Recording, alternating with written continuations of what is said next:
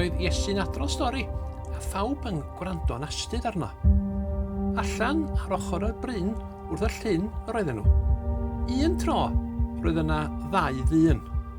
Dwedodd un dyn, rydw i eisiau adeiladu tŷ.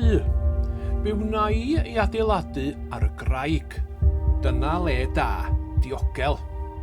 Felly ati I gloddio a chloddio I lawr at y graig ac adeiladu ei dŷ yno.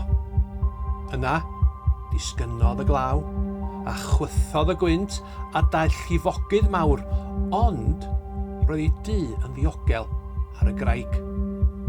Os ydych chi'n gwrando arna I ac yn gwneud fel rydw i'n dweud, medda Iesu, yna rydych chi fel y dyn yna.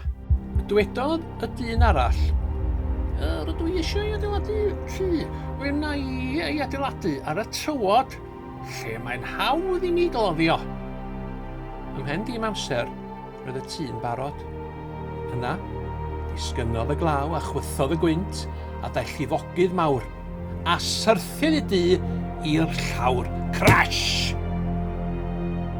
Os ydych chi'n gwrando arna I, ond yn anghofio beth rydw i'n ei ddweud, medda Iesu, yna rydych chi fel y dyn yna.